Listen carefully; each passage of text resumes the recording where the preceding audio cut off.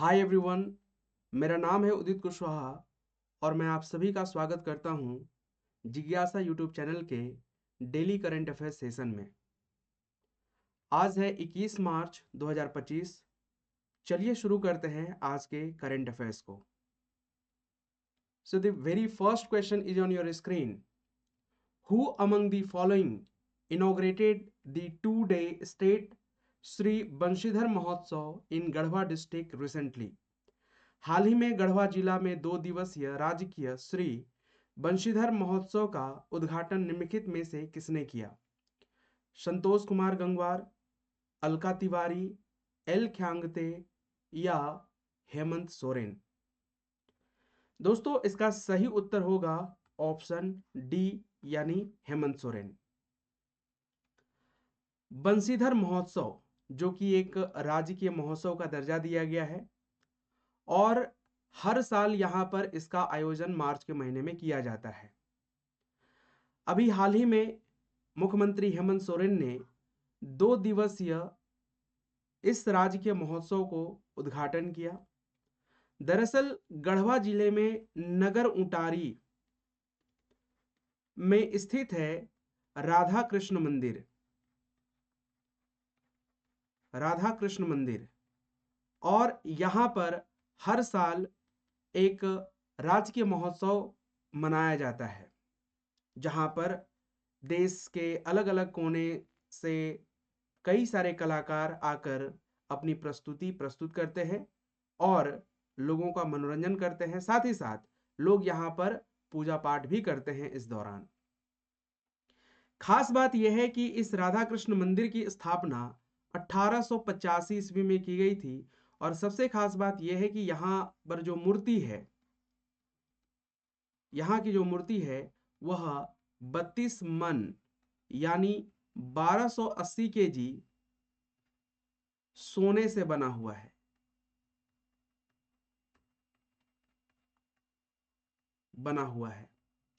और चूंकि यह गढ़वा जिले के नगर उंटारी में स्थित है इसलिए इसे नगर उंटारी मंदिर भी कहा जाता है। तो याद रख लेनी है, बंशीधर महोत्सव का उद्घाटन कहाँ पे? गढ़वा जिले में किया गया और इसका उद्घाटन झारखंड के माननीय मुख्यमंत्री हेमंत सोरेन के द्वारा किया गया। बाकी एल ख्यांगते की अगर हम बात करते हैं तो he is appointed as the new chairman of Jharkhand state public service commission, यानी ये जेपीएससी के चेयरमैन हैं।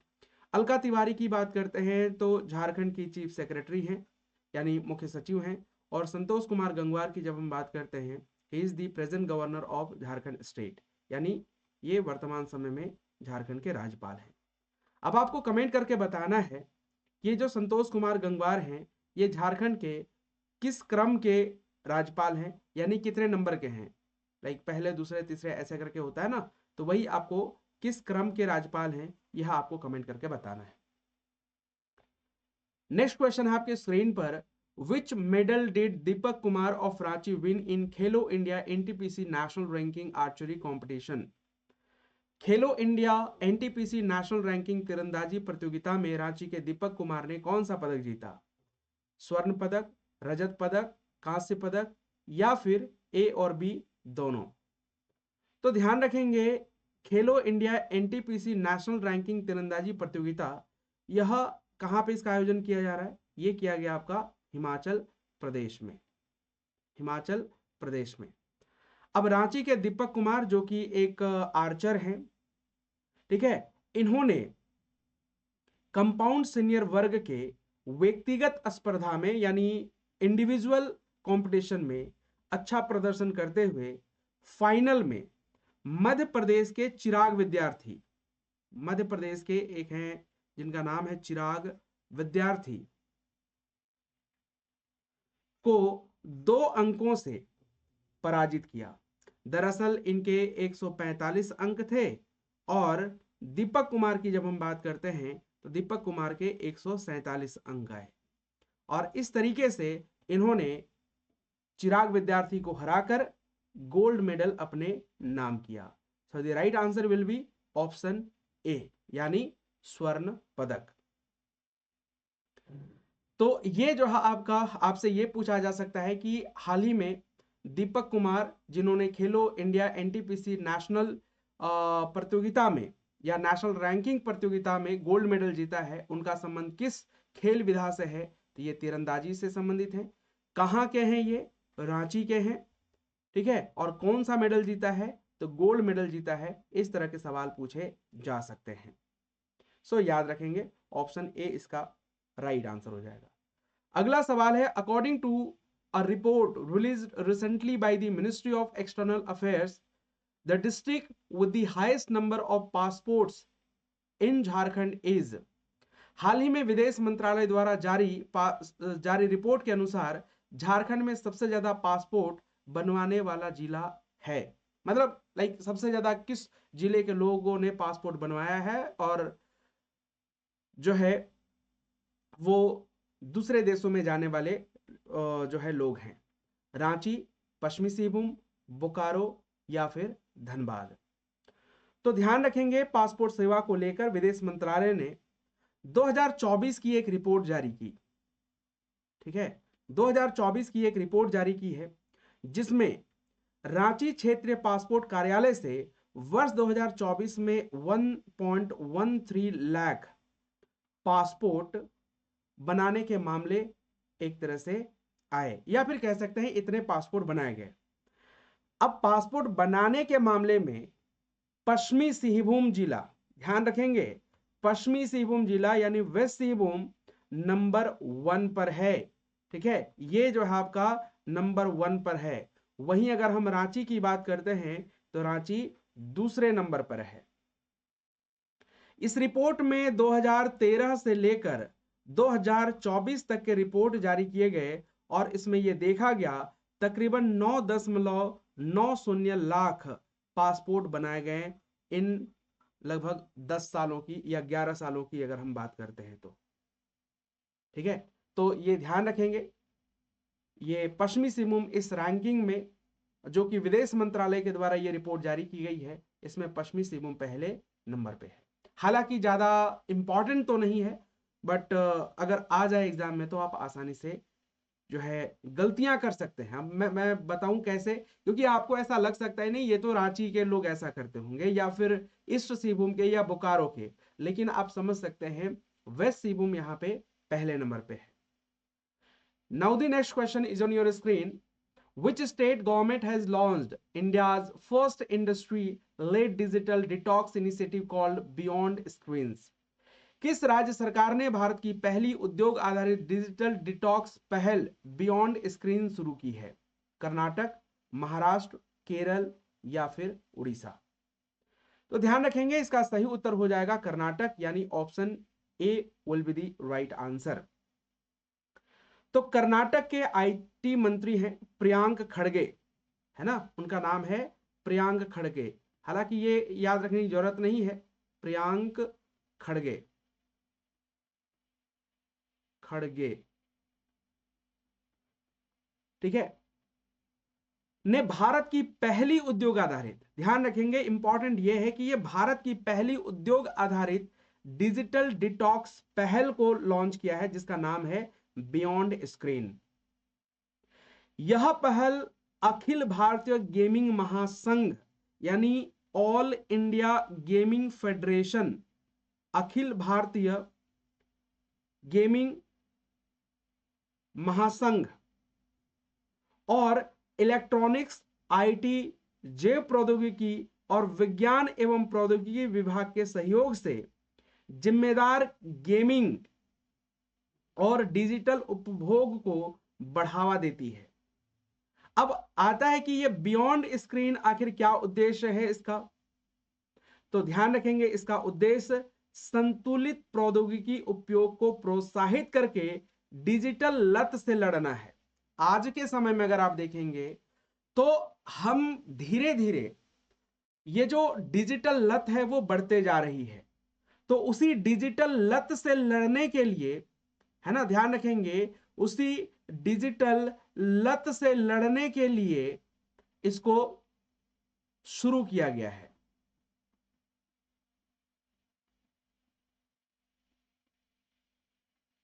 के लिए इसको शुरू किया गया है। अब अगर हम यहां पे बात करते हैं तो इसमें क्या है कि एक डिजिटल डिटॉक्स सेंटर और एक वेबसाइट भी बनाया गया है, जो कि ठीक है आज के समय में संतुलित प्रौद्योगिकी उपयोग को प्रोत्साहित करेगा और डिजिटल लत से ठीक है लड़ने का काम करेगा। तो ये काम शुरू किया है किसने? कर्नाटक सरकार ने, या कर्नाटका के जो आईटी मिनिस्टर हैं प्रियांक खड़गे के द्वारा इसको लॉन्च किया गया। अब आपको कमेंट करके ये बताना है कर्नाटक का वो कौन सा शहर है, क्योंकि कर्नाटक आईटी सेक्टर में काफी ज्यादा आगे है। तो आपको बताना है कर्नाटक का वो कौन सा शहर है जिसे सिलिकॉन वैली ऑफ इंडिया कहा जाता है। सिलिकॉन वैली ऑफ इंडिया कहते हैं, वैली ऑफ इंडिया कहते हैं, क्योंकि सिलिकॉन वैली यूएसए में है और यह अपने आईटी इंडस्ट्री के लिए जाना जाता है। चलिए आगे बात करते हैं और अगला सवाल है, which city has become home to India's first PPP model based green waste processing plant.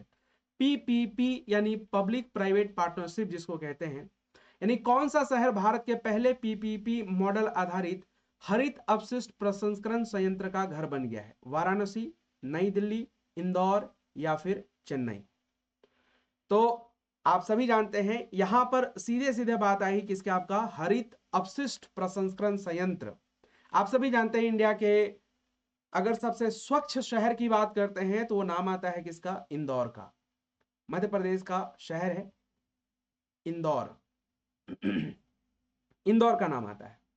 तो इंदौर स्वच्छ भारत मिशन शहरी के तहत भारत का पहला, ध्यान रखेंगे ये भारत का पहला PPP model green waste processing plant शुरू कर रहा है। इस प्लांट का उद्देश्य क्या है? तो इस प्लांट का उद्देश्य है ग्रीन वेस्ट को कोयले के विकल्प के रूप में लकड़ी के छर्रों जैसे मूल्यवान संसाधनों में बदलना।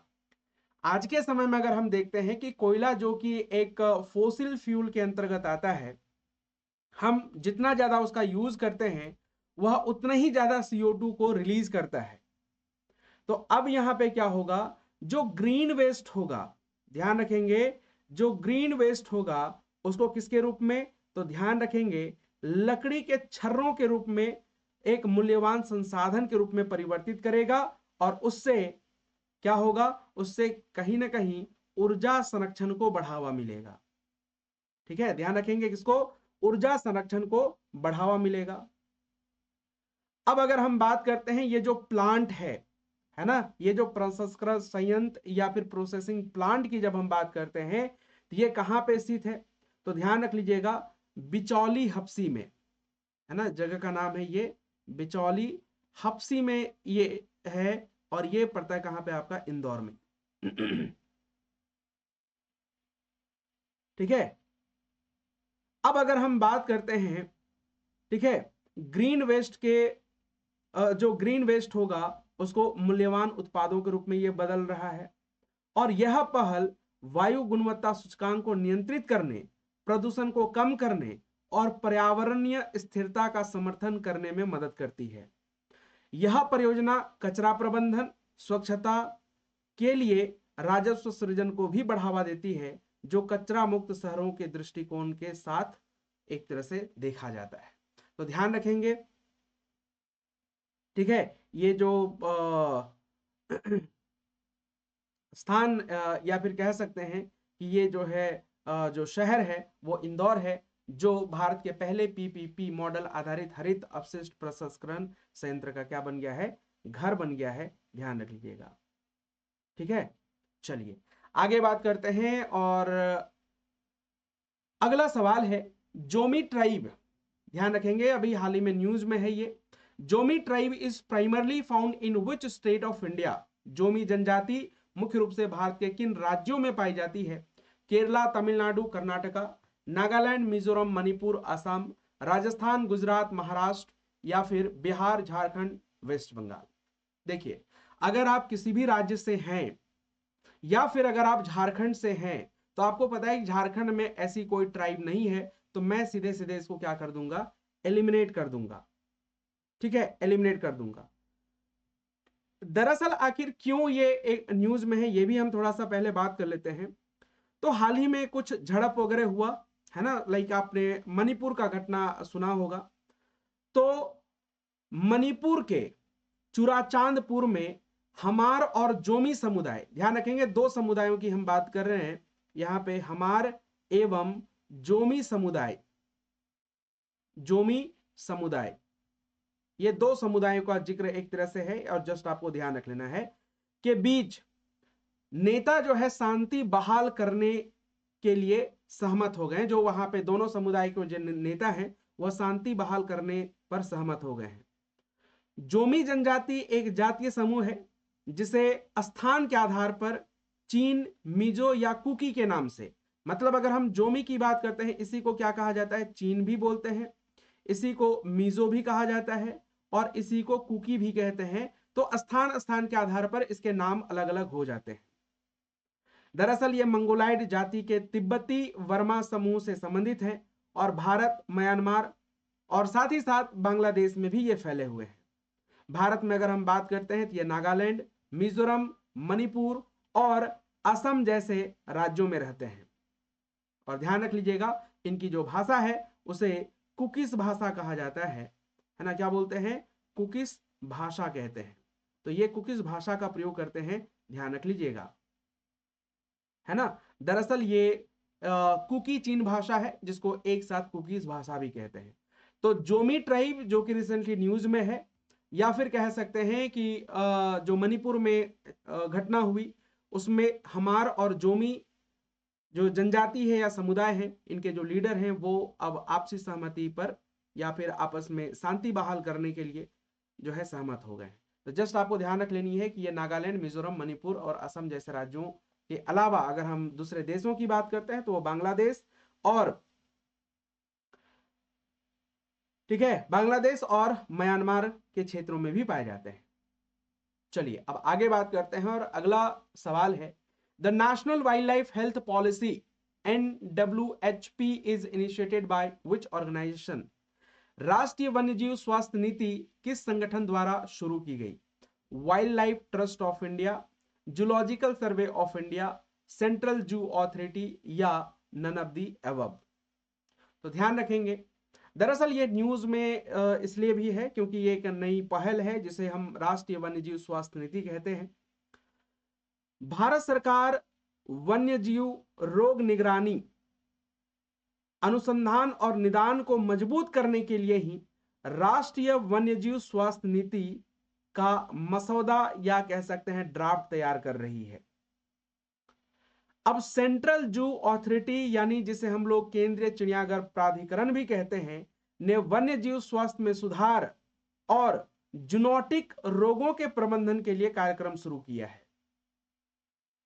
National wildlife health policy राष्ट्रीय वन्यजीव कार्यक्रम योजना का एक महत्वपूर्ण हिस्सा है जो 2017 से लेकर 31 तक के लिए इसको लॉन्च किया गया है ना। राष्ट्रीय वन्यजीव कार्य योजना इसको हम लोग बोलते हैं, राष्ट्रीय वन्यजीव कार्य योजना का हिस्सा है ये दरअसल, ठीक है, ध्यान रखेंगे।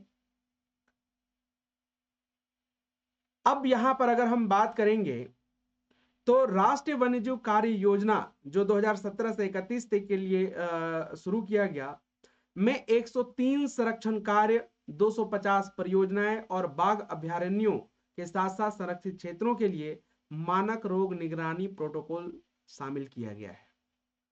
तो फिलहाल के लिए इतना याद रख लीजिएगा, the national wildlife health policy is initiated by central zoo authority, ठीक है, and it is the part of national wild life plan scheme.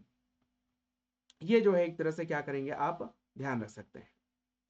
Now the next question is on your screen, where is the headquarter of International Atomic Energy Agency located. अंतरराष्ट्रीय परमाणु ऊर्जा agency का मुख्यालय कहां स्थित है? Geneva Switzerland, New York USA, Vienna Australia या Paris France. तो ध्यान रखेंगे दोस्तों,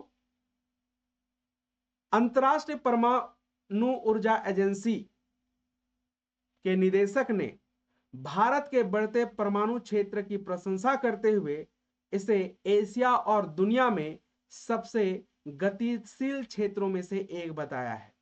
अभी रिसेंट में ही यह बात एक तरह से सामने आई है और इसीलिए अगर हम बात करते हैं, ये जो इंटरनेशनल एटॉमिक एनर्जी एजेंसी है यह न्यूज में रहा है।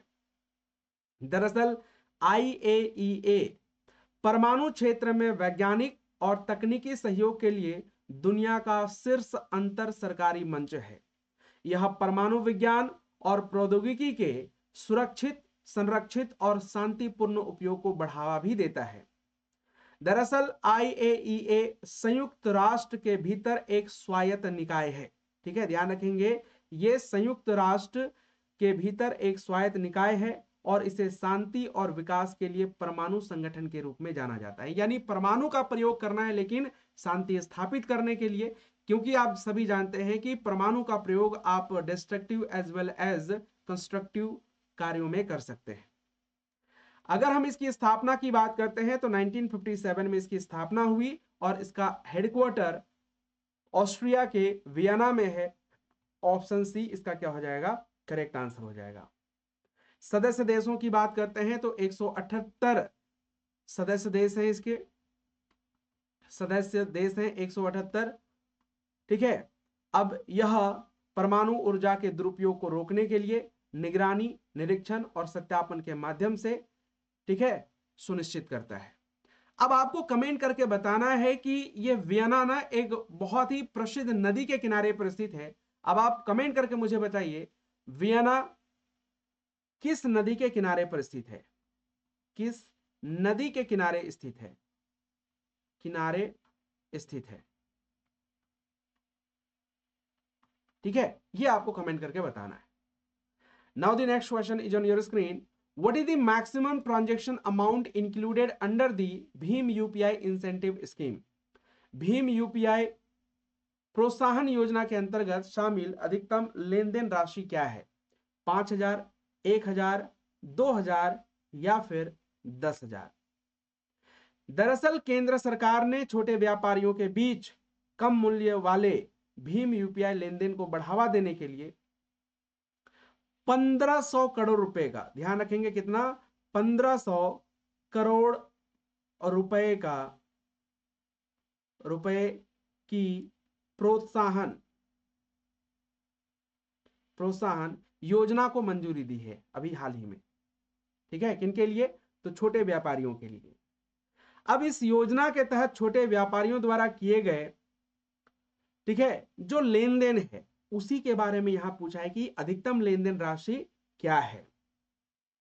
अब इससे छोटे व्यापारियों को डिजिटल भुगतान अपनाने और कैशलेस अर्थव्यवस्था को बढ़ावा देने में क्या मिलेगी? मदद मिलेगी। हालांकि आप अभी मतलब आए दिन ये देखे होंगे कि जहां एक समय हम ये सोचते थे कि पता नहीं भारत जैसे देश में क्या ये कैशलेस जो हम सपना देखते हैं क्या ये हो पाएगा। लेकिन आज अगर आप देखेंगे तो छोटे सब्जी वाले से लेकर ठेला खोमचा लगाने वाले तक लोग जो है ना कैशलेस ट्रांजैक्शन कर रहे हैं, यानी ऑनलाइन पेमेंट एक्सेप्ट कर रहे हैं। तो ये कहीं ना कहीं जो है आपका एक डिजिटल जो एरा कह सकते हैं उसके एक संकेत आप मान सकते हैं।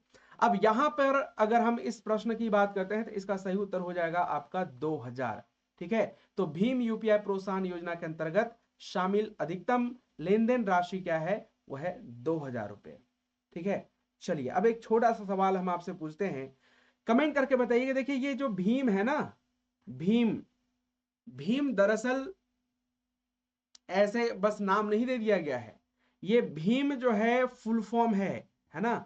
अब आपको ये भीम का फुल फॉर्म ही बताना है, क्योंकि मुझे उम्मीद है कि आप लोग सारे लोग यूपीआई तो यूज करते ही होंगे, लेकिन अब आपको कमेंट करके बताना है भीम का फुल फॉर्म क्या है।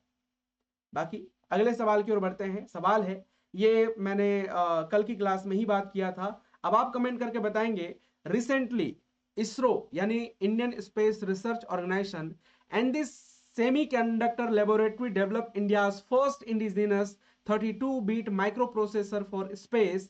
What are their names? हाल ही में इसरो और सेमीकंडक्टर प्रयोगशाला ने अंतरिक्ष के लिए भारत का पहला स्वदेशी 32 बिट माइक्रो प्रोसेसर विकसित किया है, उनके नाम क्या है? Akash 3201 and Prithvi 3201, Vikram 3201 and Kalpana 3201, Chandra 3201 and Surya 3201, या नाग नवगति 3201 एंड अभिजीत 3201। आपको याद होगा हमने इसके बारे में ऑलरेडी डिस्कस किया था कि पहले जो आपका 16 बिट माइक्रो प्रोसेसर लॉन्च किया गया था, लेकिन अब उसके जगह पे एक उसका एडवांस वर्जन कह सकते हैं, जो कि पूरी तरह से, ध्यान रखेंगे, पूरी तरह से स्वदेशी है, यानी इंडिया का first indigenous 32 bit micro processor है। एंड इसके नाम रखे गए हैं विक्रम 3201 एंड कल्पना 3201। किन्होंने डेवलप किया है? तो इसरो एंड जो है आपका सेमीकंडक्टर लेबोरेटरी के द्वारा ये डेवलप किया गया है। ठीक है, ध्यान रख लीजिएगा। चलिए आगे बात करते हैं। India AI mission recently sign an MOU with which of the following?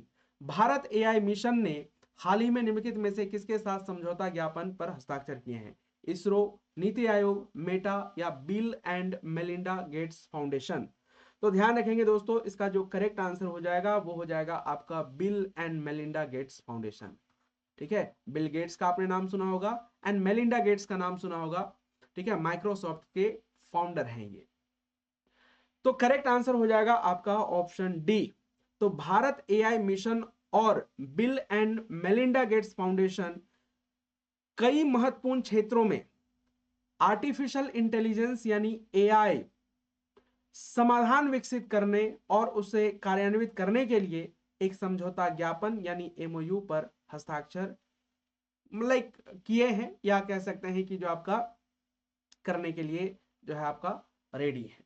तो ऑप्शन डी इसका क्या हो जाएगा? आपका करेक्ट आंसर हो जाएगा।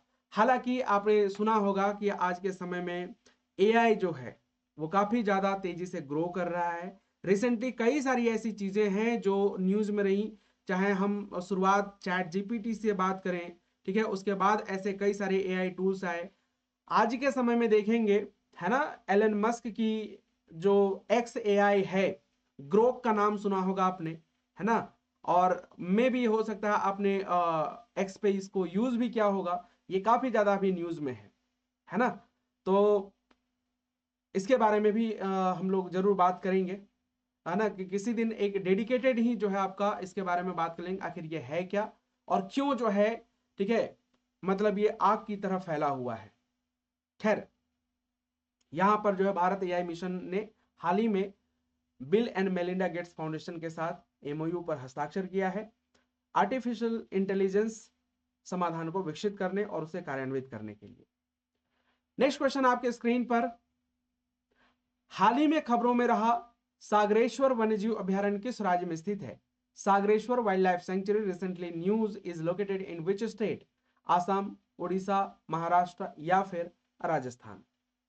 तो ध्यान रखेंगे इसका सही उत्तर हो जाएगा ऑप्शन सी यानी महाराष्ट्र। ठीक है, क्या होगा? महाराष्ट्र इसका करेक्ट आंसर हो जाएगा। तो महाराष्ट्र के सांगली जिले में स्थित है। ठीक है, ध्यान रख लीजिएगा, कहां पे? महाराष्ट्र के सांगली जिले में स्थित है सागरेश्वर वन्यजीव अभयारण्य, जहां पर 536 सांभर और ध्यान रखेंगे 295 चीतल, ठीक है, का घर है, माना जाता है इसको। ठीक है, अब अगर हम यहां पे बात करते हैं तो ये जो है आपका सबसे अधिक हिरन आबादी वाले अभयारण्यों में से एक बनाता है, जो रिसेंटली थोड़ा न्यूज में था, और इस कारण से ये एक सवाल बनता भी है, क्योंकि एग्जाम में चाहे वो वन्यजीव अभयारण्य की बात करेंगे या फिर नेशनल पार्क की बात करेंगे, एग्जाम्स में ऐसे सवाल आते ही हैं। जैसे याद होगा आप सभी को, अभी हमने लास्ट क्लास में बात किया था, है ना, लास्ट क्लास में हमने बात किया था किसके बारे में? कांगेर घाटी राष्ट्रीय उद्यान के बारे में। ठीक है, कांगेर घाटी राष्ट्रीय उद्यान के बारे में। तो कांगेर घाटी राष्ट्रीय उद्यान, ठीक है, क्यों न्यूज में था, थोड़ा सा हम इसके बारे में रिकैप कर लेते हैं। अगर तो कांगेर घाटी राष्ट्रीय उद्यान की जब हम बात करते हैं तो दरअसल इसे प्राकृतिक श्रेणी के अंतर्गत यूनेस्को की विश्व धरोहर स्थलों की अस्थायी सूची में शामिल किया गया है और यह छत्तीसगढ़ के जगदलपुर में स्थित है। ये है ना, दरअसल छत्तीसगढ़ में एक बस्तर जिला है, वहीं पर है आपका कांगेर घाटी राष्ट्रीय उद्यान। दरअसल इसका नामकरण जो है कोलाब नदी की सहायक नदी है जिसे कांगेर नदी कहा जाता है उसके नाम पर रखा गया है। तो ये आपको याद रख लेना है। और इसके अलावा सागरेश्वर वन्यजीव अभ्यारण्य के बारे में आप थोड़ी सी याद रख लीजिएगा। Now the next question is on your screen. अंतरराष्ट्रीय प्रसन्नता दिवस हर साल किस तारीख को मनाया जाता है? 18 मार्च, 19 मार्च, 20 मार्च या फिर 21 मार्च? तो ध्यान रखेंगे दोस्तों, ये मनाया जाता है आपका 20 मार्च को। हर एक साल 20 मार्च को अंतरराष्ट्रीय प्रसन्नता दिवस मनाते हैं। तो दरअसल दुनिया भर में खुशी और खुशहाली के महत्व को उजागर करने के लिए 20 मार्च को अंतरराष्ट्रीय खुशी दिवस के रूप में मनाया जाता है। अब आपसे कई बार पूछा जाता है कि थीम क्या है इस साल की, तो ध्यान रख लीजिएगा, देखभाल और साझा करना। देखभाल और साझा करना इस थीम के साथ इसको मनाया जा रहा है। ठीक है, अब अगर हम यहां पे बात करेंगे, आप इसको केयरिंग एंड शेयरिंग भी कह सकते हैं, केयरिंग एंड शेयरिंग, इंग्लिश में कहेंगे तो केयरिंग एंड शेयरिंग, इस थीम के साथ इसको मनाया जा रहा है, याद रखेंगे।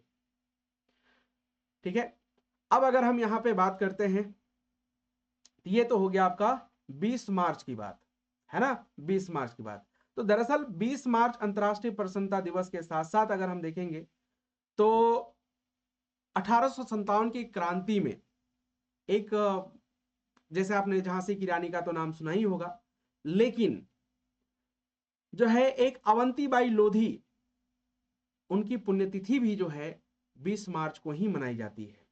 ठीक है, ध्यान रखेंगे दोस्तों। आज है आपका 21 मार्च और आज का जो दिन है वह अंतरराष्ट्रीय, ध्यान रखेंगे, अंतरराष्ट्रीय वन दिवस, वन दिवस के रूप में मनाया जा रहा है। ठीक है, अंतरराष्ट्रीय वन दिवस, इंटरनेशनल फॉरेस्ट डे। तो दरअसल वनों और पर्यावरण के को संरक्षित करने के लिए, है ना, इसको मनाया जाता है। जस्ट आप क्या करेंगे, ध्यान रख लेंगे। अब बारी आती है वन लाइनर की। यहाँ पे कुछ वन लाइनर हम देख लेते हैं। मध्य प्रदेश के मुख्यमंत्री कौन है? वो है मोहन यादव, है ना, मोहन यादव। गायत्री चक्रवर्ती स्पिवॉक को होलबर्ग पुरस्कार किस कारण से दिया गया है? तो असमान दुनिया में सत्ता एवं ज्ञान की संरचनाओं की आलोचना के लिए। ये जो है ना आपका ज्ञान यहां पे होगा, ध्यान रखेंगे। होलबर्ग पुरस्कार कौन देता है? तो नॉर्वे की सरकार द्वारा स्थापित होलबर्ग समिति के द्वारा यह पुरस्कार दिया जाता है।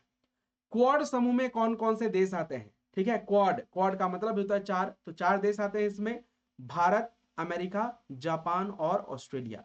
ठीक है, ध्यान रख लीजिएगा। अयोध्या जनपद के किस गांव से मॉडल गांव बनाने का अभियान शुरू किया गया है? ये दरअसल हम बात कर रहे हैं उत्तर प्रदेश की, तो महान मऊ गांव। ठीक है, ये शुरू हुआ है। आगे बात करते हैं, तो वेव एक्स 2025 की शुरुआत कब की जाएगी? तो ध्यान रखेंगे 1 मई से लेकर 4 मई 2025 तक। विश्व कविता दिवस मनाने की शुरुआत कब से मानी जाती है? तो वर्ष 1999 से। वैश्विक स्तर पर फ्री स्पीच इंडेक्स कौन जारी करता है? तो अमेरिका स्थित think tank the future of free speech, इसके द्वारा जारी किया जाता है।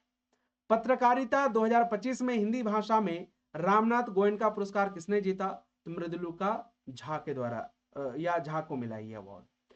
हाल ही में किस राज्य सरकार ने हेरिटेज इमारतों को होटल के रूप में विकसित करने की योजना बनाई है? तो वो है आपका उत्तर प्रदेश सरकार। अब लास्ट मैं आपसे एक सवाल पूछता हूं, आप कमेंट करके मुझे बताइए कि किस सरकार ने अपने यहां पे टूरिस्ट को एंटर करने के लिए, ठीक है, शुल्क लागू किया है। यानी आपको उस राज्य का नाम बताना है ना, उस राज्य का नाम बताना है जहां पर अगर टूरिस्ट जाएंगे। हाँ, इसमें क्या है कि सरकारी अधिकारी जो अपने काम के लिए जाते हैं उनको छोड़ करके बाकी जो टूरिस्ट जाएंगे उनको एक शुल्क देना पड़ेगा। ये आपको कमेंट करके बताना है किस राज्य सरकार ने इसको लागू किया है। बाकी आज की ये सेशन कैसी लगी आप कमेंट करके जरूर बताएंगे, और जो भी सवाल आपसे पूछा गया है उसको भी आप आंसर करने की कोशिश कीजिए, क्योंकि इससे क्या होगा कि दोनों तरफ से इंफॉर्मेशन मिलेंगे और चीजों को आप बेहतर तरीके से और समझ पाएंगे। बाकी जो भी आपके सुझाव होते हैं वो कमेंट करके आप जरूर बताएं ताकि उसको भी इम्प्लीमेंट किया जा सके। बाकी अगर आप कुछ पेड क्लासेस देख रहे हैं खास करके जेपीएससी के लिए, तो आपको जिज्ञासा.live या जिज्ञासा लर्निंग ऐप पर मिलता है 14 जेपीएससी के लिए झारखंड जीएस बैच, जो कि हिंदी एंड इंग्लिश दोनों ही भाषाओं में अवेलेबल है। वहीं उलगुलान बैच 14 जेपीएससी प्रीलिम्स के लिए और शंखनाद बैच पीटी प्लस मेंस के लिए। जो प्राइसेस हैं इतना आपको नहीं देना है, अगर आप यूके के 10 रेफरल कोड यूज करते हैं then you will get extra 10% discount. ठीक है, सारे के सारे पेड बैचेस पर। हालांकि इसके अलावा जेएसएससी की फाउंडेशन बैच भी अवेलेबल है, जहां पर आपको premium live classes, PDF notes, conceptual clarity, doubt clearing sessions और सारे के सारे क्लासेस आपको हिंदी एंड इंग्लिश दोनों ही मीडियम में मिलता है। अधिक जानकारी के लिए आप हमें 9570228810 पे कॉन्टैक्ट भी कर सकते हैं, या फिर डायरेक्ट आप जिज्ञासा लर्निंग ऐप को गूगल प्ले स्टोर से डाउनलोड कीजिए। रजिस्टर करने के बाद अगर आपको जेपीएससी के कोर्सेज चाहिए तो आप यहाँ पे जाएंगे, जेएसएससी के कोर्सेज चाहिए तो आप यहाँ पे जाएंगे। ठीक है, या छोटे छोटे कोर्सेज अगर आपको लेने हैं तो आप कोर्सेज एट 99 पे जाएंगे, जहां पर हर एक कोर्स की प्राइस 99 रुपीज से कम होती है। इसके अलावा अगर आप टेस्ट सीरीज देख रहे हैं तो आप यहां पे जा सकते हैं, और अगर आपको आज के क्लास की करंट अफेयर्स वाली पीडीएफ चाहिए देन आप यहां पे क्लिक करके पीडीएफ को डाउनलोड कर सकते हैं। ठीक है, बाकी आज की सेशन को रखते हैं यहीं तक। Thank you so much everyone for joining this session. Will see you soon, till then take care. जय हिंद, जय जोहार, जय Jharkhand and have a great day to you. Bye bye.